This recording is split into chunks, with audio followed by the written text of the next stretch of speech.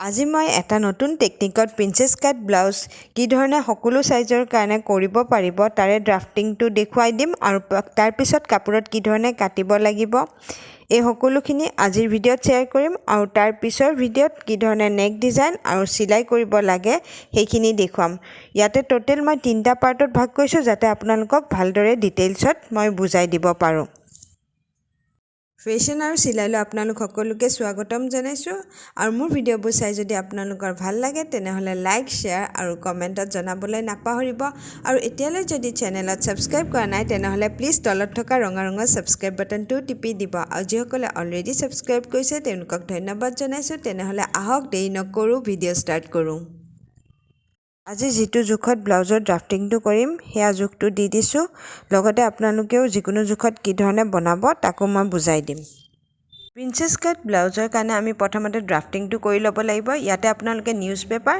বা এই ধৰণে বগা কাগজো ল'ব পাৰে মই আপোনালোকক বগা কাগজত এই কাৰণে দেখুৱাইছো যাতে আপোনালোকে ভালদৰে দেখা পায় আপোনালোকে নিউজ পেপাৰো ইয়াতে ব্যৱহাৰ কৰিব পাৰে ইয়াতে প্ৰথমতে আধা ইঞ্চি হুকৰ কাৰণে ঠাই এৰিব লাগিব আৰু তাৰ পিছত এডাল আস্তানি দিছো ব্লাউজৰ ৰেডি লেংথ 14 ইঞ্চি হয় আৰু তাৰ লগত 1 ইঞ্চি যোগ কৰি দিছো টোটেল 15 ইঞ্চি ৰাখিছো আৰু ইয়াতে কান্ধৰ জোখটো 6.25 ইঞ্চি লৈছো যেহেতু আমাৰ ডিপ নেক হ'ব সেই কাৰণে আৰ্মহোল লাইন ইয়াতে 6.5 ইঞ্চি হয় আৰু ফুল বাষ্ট লাইনৰ দীঘলটো হৈছে 9.5 ইঞ্চি ফুল বাষ্ট লাইনটো আমি কি ধৰণে উলিয়াব লাগে হেয়া মই আপোনালোকক ক্যালকুলেশনটো দেখুৱাই আছো ফুল বাষ্ট হৈছে আপোনালোকৰ বুকুৰ একেবাৰে ওখ অংশখিনি ঘুৰণিয়াকে জোখ ল'ব যিমান হয় ইয়াতে আছে 36 ইঞ্চি আৰু তাৰ লগত 4 দে হৰণ কৰি দিব যিমান উলাই তাক তাৰ লগত 1 ইঞ্চি যোগ দিব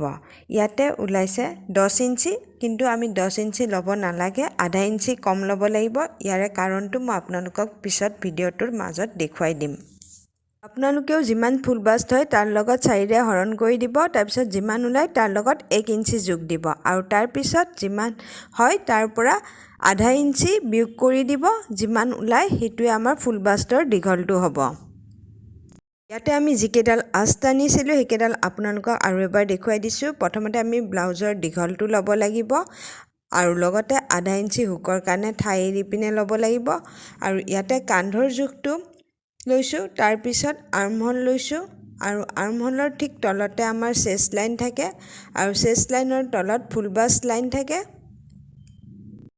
ইয়াতে আমি এতিয়া চেষ্টৰ জোখটো ল'ব লাগিব চেষ্টৰ জোখটো ঘুৰণিয়াকে ল'ব লাগিব কাকলটিৰ তলৰ পৰা আৰু যিমান হয় ইয়াতে 34.25 ইঞ্চি উলাইছে আৰু ইয়াক 4 ৰে হৰণ কৰি দিব 4 ৰে হৰণ নকৰিলে এই ধৰণে মেজাৰিং ফিটাডাল 4 বাৰ জাপ দি দিব এয়া দেখিছে 8.5 ইঞ্চি হৈছে এতিয়া মই 8.5 ইঞ্চিত এটা দাগ দিছো ব্লাউজৰ হুকৰ কাৰণে যিখিনি ঠাই এৰি এডাল আমি সিধা আস্তানিছো হেডালৰ পৰাহে আমি চেষ্টৰ জোখটো ল'ব লাগিব আৰু এতিয়া আমি ককালৰ জোখটো ল'ব লাগিব আৰু যিডাল আমি ব্লাউজৰ দীঘলত যিডাল আস্তানিছিলো 15 ইঞ্চিত হেডালত আমি ককালৰ জোখটো ঘুৰণিয়াকে লয় ইয়াতে 30 ইঞ্চি উলাইছে তাক 4 ৰে হৰণ কৰি দিছো 7.5 ইঞ্চি আৰু 1 ইঞ্চি ডাৰ্টৰ কাৰণে দিব এটো সকলো সাইজৰ কাৰণে একে হয় আৰু এতিয়া উলাইছে 8.5 ইঞ্চি এতিয়া আমি 8.5 ইঞ্চিত মাৰ্ক কৰিছো 1 ইঞ্চি আমাৰ ডাৰ্টৰ কাৰণে লাগিব ইয়াতে সিলাই মাৰ্জিন আপোনালোকে ৰাখিব লাগিব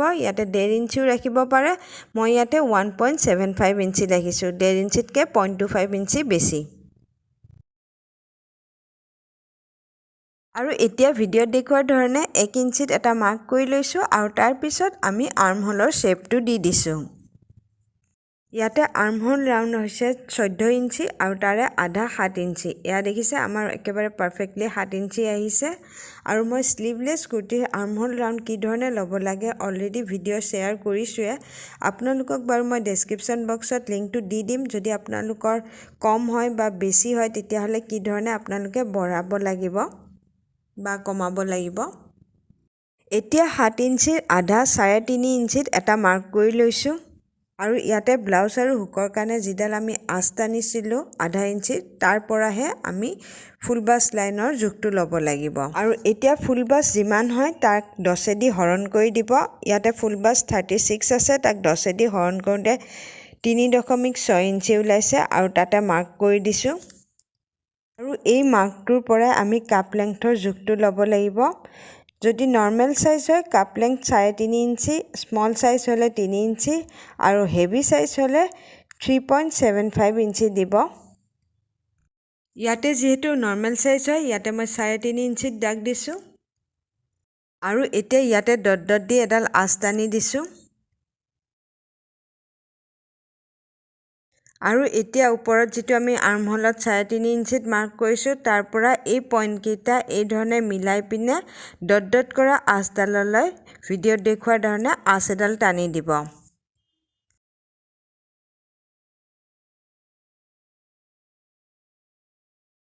এতিয়া এই আঁচডালৰ পৰা 1 ইঞ্চিত আৰু এটা মাৰ্ক কৰিছোঁ। সকলো সাইজৰ কাৰণে 1 ইঞ্চিয়ে ল'ব। আৰু এই পইণ্টটোৰ পৰা ওপৰৰ পইণ্টটোলৈ এই ধৰণে আঁচ টানি দিছোঁ।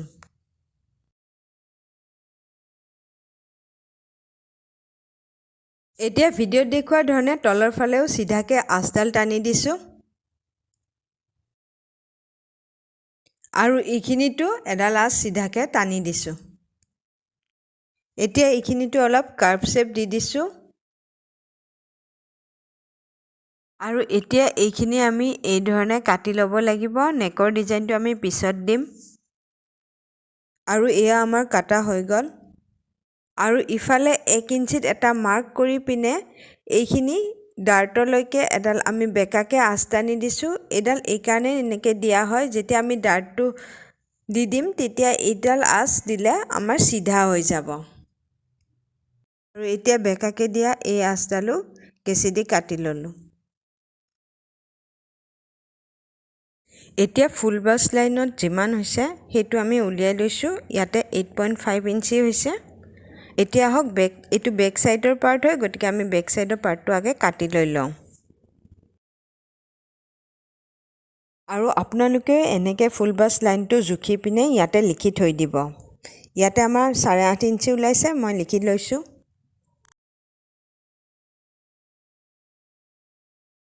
আৰু কাপোৰখন আমি পঠালিকৈ কাটিব নালাগে। এয়া দেখিছে মই দীঘলকৈ লৈছোঁ আৰু তাৰপিছত এই ধৰণে জাপ দি লৈছোঁ। আৰু যদি আপোনালোকে পিছফালে হুক দিয়ে তেতিয়াহ'লে পিছফালে হুকৰ কাৰণে 0.5 ইঞ্চিত হ'ব। মই ইয়াতে পিছফালে হুক নিদিওঁ, গতিকে 0.5 ইঞ্চিটো মই দিয়া নাই। আৰু এই আঁচডাল যিডালত দিছোঁ সেইটোৰ পৰাই মাৰ্ক কৰি পিনে আমি ইয়াতে মাৰ্ক কৰি লৈছোঁ। যেনেকৈ আমি পেপাৰত কাটিছোঁ ঠিক তেনেকৈ ইয়াতো আমি ড্ৰ কৰি লৈছোঁ। আৰু নেকৰ ডিজাইনটো আমি পিছত দিম, গতিকে এইটো এনেকৈয়ে ৰাখিছোঁ।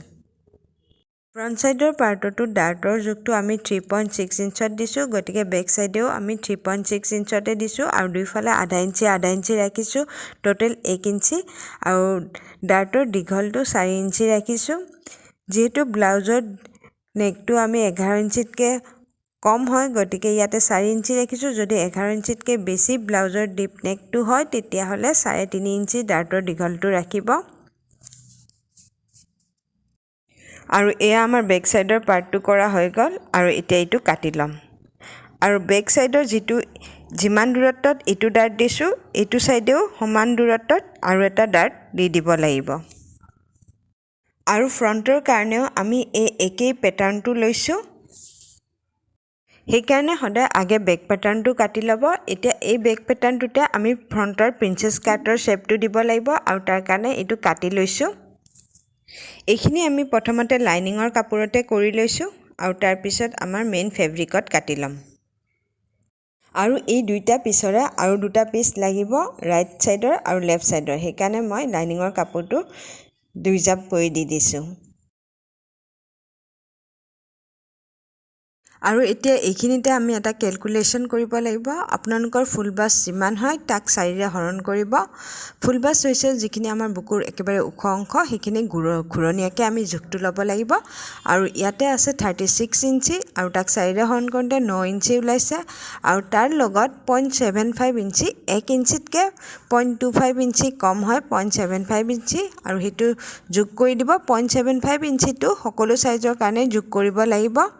আৰু তাৰপিছত আমাৰ ওলাইছে 9.75 ইঞ্চি। আৰু এইখিনি আমাৰ 8.5 ইঞ্চি হয় আৰু তাৰ লগত আমি 9.75 ইঞ্চি যোগ দিব লাগিব। এয়া দেখিছে মই ভিডিঅ'ত দেখুৱাইছোঁ আৰু সেই যিখিনি 8.5 ইঞ্চিৰ পৰা 9.75 ইঞ্চি বেছি লৈছোঁ সেইখিনি আগফালে আমি অলপ বঢ়াই দিছোঁ।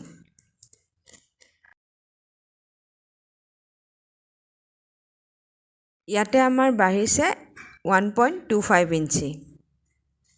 এতিয়া এই ফুল বাছ লাইনৰ 3 ইঞ্চি ওপৰত এটা মাৰ্ক কৰিছোঁ আৰু তলতো 3 ইঞ্চিত মাৰ্ক এটা কৰি লৈছোঁ আৰু তাৰপিছত আমি ধুনীয়াকৈ শ্বেপ দিম ভিডিঅ'ত দেখুৱাৰ ধৰণে।